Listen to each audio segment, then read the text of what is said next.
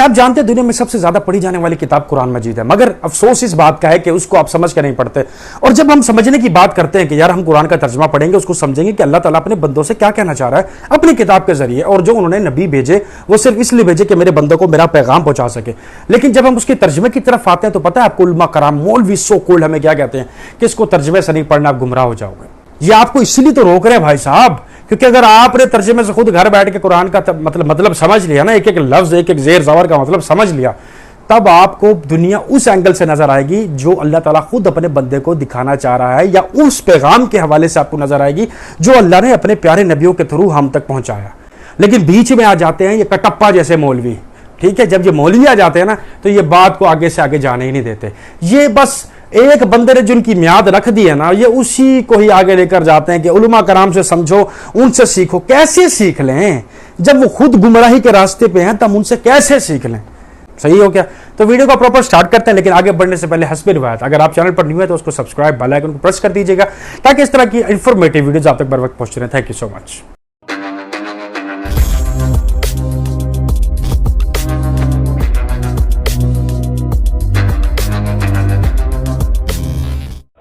ایک ہی کہتی ہیں کہ میں دن میں سورہ یاسین پڑھا کرتی تھی، رات کو سورہ ملک پڑھتی تھی.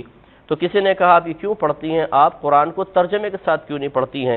تو میں نے پھر ان صورتوں کو پڑھنا چھوڑ دیا اور قرآن کو ترجمے سے پڑھنا شروع کیا، جس کی مجھے برکات حاصل ہوئیں. دیکھیں ترجمے اور تفسیر کے ساتھ قرآن پاک پڑھنے کی تو ہم بھی آپ کو بہت زیادہ ترغیب دیتے ہیں. ان صاحب نے کہا آپ ترجمے سے پڑھیں، میں کہتا ہوں صرف ترجمے سے کبھی قرآن کو مت پڑھیے گا، آپ ہدایت کی طرف نہیں آئیں گی بلکہ گمراہی کی طرف چلی جائیں گی.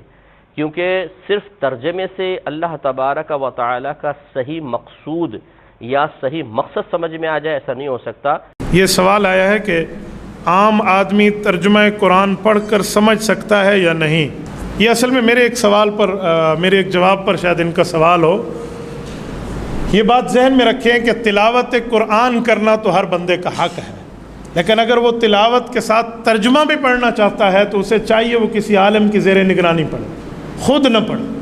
وہ خود ترجمہ پڑھنے بیٹھ جائے گا نا تو بعض مقامات ایسے آئیں گے جس جگہ وہ شکوک اور شبہات اور سوالات میں مبتلا ہو جائے گا. وہاں وہ سمجھائے گا جو تعلیمات نبویہ پڑھ چکا ہوگا، جسے احادیث پر عبور ہوگا اور شریعت کا ماہر ہوگا، وہ سمجھائے گا. ورنہ عام بندہ تو پریشان ہو جائے گا، اور ایسا پریشان ہوگا کہ اللہ نہ کرے کہیں گمراہی میں مبتلا ہو جائے، جسے قرآن کہتے ہیں یہدی بہ کثیرا ویضل بہ کثیرا، کہ قرآن کے ذریعے ہدایت ملتی ہے تو بعضوں کو گمراہی بھی ملتی ہے. تو اس گمراہی کا کیا کرو؟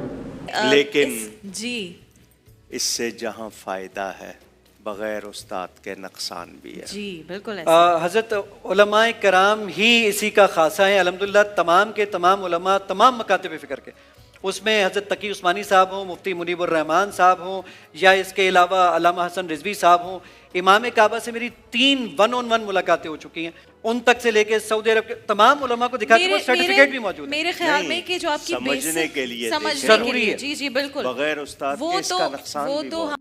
قرآن میں کہیں نہیں لکھا یہ قرآن گمراہ کرتا ہے. وہ ایک جملہ، جس طرح میرے کلپ یہ چھوٹے چھوٹے کاٹتے ہیں نا، یہ اللہ کا کلپ کاٹا ہوا ہے ان مولویوں نے. یہ مولوی اتنے ظالم ہیں کہ یہ اللہ کے بھی کلپ کاٹتے ہیں. یضل بہ کثیرا ویہدی بہ کثیرا، یہ اللہ کا کلپ انہوں نے قرآن سے کاٹا ہے. قرآن میں یہ نہیں لکھا ہوا تھا کہ یہ کتاب گمراہ کرتی ہے. قرآن میں تو یہ لکھا تھا کہ اللہ تعالیٰ اس بات سے حیا محسوس نہیں کرتا کہ وہ بات سمجھانے کے لیے مچھر کی مثال دے یا اس سے بھی کسی حقیر چیز کی. اس کا مقصد بات سمجھانا ہے. لیکن جو واقعی بات ماننے والے ہوتے ہیں، اللہ تعالیٰ فرماتا ہے کہ وہ یہ جانتے ہیں کہ یہ قرآن اللہ تعالیٰ کی طرف سے حق ہے. اور جو بات ماننے والے نہیں ہوتے وہ اس میں کیڑے نکالتے ہیں اور وہ کہتے ہیں کہ اللہ نے قرآن میں یہ مثال کیوں بیان کی، سورۃ الحج میں مکھی کی بیان کر دی، سورہ العنکبوت میں مکڑی کی بیان کر دی. تو اللہ تعالیٰ تو اتنی بڑی ہستی ہے تو یہ چھوٹی چھوٹی مثالیں کیوں بیان کرتا ہے؟ تو اس کے جواب میں اللہ تعالیٰ نے فرمایا کہ جو اہل ایمان ہے وہ تو جانتے ہیں کہ یہ حق ہے تیرے رب کی طرف سے، کیونکہ اس کا مقصد بات سمجھانا ہے. اچھا استاد وہ ہوتا ہے جو اسٹوڈنٹ کے لیول پہ اتر کے بات کو سمجھاتا ہے, اپنے علم کا روب نہیں ڈالتا موٹے موٹے الفاظ بول کے.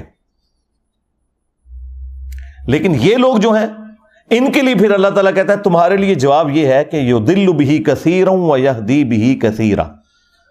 اللہ تعالیٰ اس کتاب کے ذریعے گمراہ کر دیتا ہے بہت سے لوگوں کو. کن لوگوں کو؟ کہ جو نہیں مانتے کہ یہ اللہ کا کلام ہے اور جو اللہ کی مثالوں کے ساتھ ایگری نہیں کرتے. اور ہدایت دے دیتا ہے بہت سے لوگوں کو. وما یضل بہ الا الفاسقین. اور اس سے گمراہ نہیں ہوتے مگر جو فاسق ہیں, 2 نمبر لوگ جو اترے میں. اس کو مثال سے سمجھیں کہ ایک ہی بارش ہے, وہ اگر گندگی کے ڈھیر پر برسے گی تو وہاں سے تعفن نکلے گا, اور اگر مٹی پہ برسے گی وہاں سے پھول اور پودے نکلیں گے.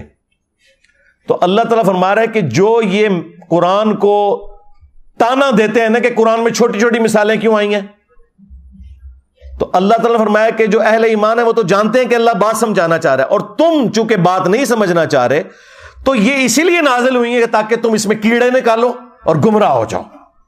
یہ بات اللہ تعالیٰ نے تانے کے طور پر, ٹونٹ کے طور پہ کی تھی, نہ کہ یہ بتایا تھا کہ قرآن گمراہ کرتی ہے. اللہ نے کہا کہ جو قرآن کو نہیں ماننا چاہتا وہ گمراہ ہو جائے گا, اور جو قرآن کو ماننا چاہتا ہے وہ ہدایت پا جائے گا.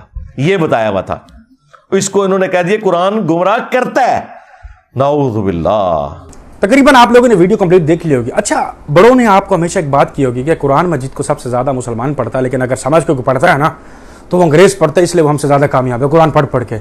تو آپ کو یہ پتہ ہے کہ وہ اپنی لینگویج میں اس کو ٹرانسلیٹ کرتے ہیں, پھر اس کا مطلب سمجھتے ہیں, اس کے بعد اس پر امپلیمنٹ کرتے ہیں, ہم سے زیادہ کامیاب ہیں. لیکن ہمیں کیا کہا جاتا ہے؟ اگر ہمارے محلے میں, خاندان کے اندر کوئی بھی کسی کو حافظ بناتے ہیں نا, اس کا ایم صرف ایک ہوتا ہے کہ اگلے سال میری خواہش ہے جب میرا بیٹا حافظ بن جائے گا نا تو یہ امام بن رہا ہو, تراویح پڑھا رہا ہوں, میں پیچھے جو ہے وہ تراویح پڑھ رہا ہوں. نہ ہی تو بیٹے کو پتا کہ تراویح میں جو قرآن پڑھ رہا ہے اس کا مطلب کیا ہے, ٹھیک ہو گیا, اور نہ ہی وہ جو پڑھ رہے ہیں ان کو پتا کہ جو ہم سن رہے ہیں اور آمین بول رہے ہیں ہمیں یہ بھی نہیں پتا اس میں بول کیا رہا ہے. اللہ اپنے بندوں سے کیا بات کر رہا ہے پتہ ہی نہیں ہے.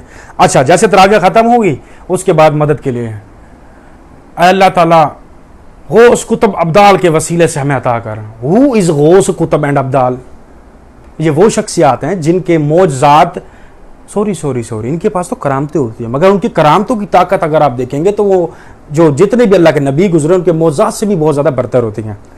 لیکن جب آپ قرآن کو ترجمے سے پڑھیں گے تو آپ کو سمجھ میں آئے گا یہ غوث کتب ابدال کے یہ جو کرامتیں نوٹ کرتے ہیں سورۃ المائدہ میں ان کا کوئی احوال موجود نہیں ہے. نبی علیہ السلام تک تو کبھی یہ ولی اولیاء کرام پہنچ ہی نہیں سکتے, ایون صحابہ کے گھوڑوں کی خاک کے برابر بھی نہیں ہے. تو نبی علیہ السلام کے بارے میں تو اللہ تعالیٰ سورۃ المائدہ میں کہہ رہے ہیں کہ نبی ہم آپ کو اور کوئی معجزہ دکھائیں گے نہیں, اگر آپ کے پاس معجزات خود سے ہیں سیڑھی لگائیں آسمان کی طرف اور اتار کے اپنے لوگوں کو دکھا دیں.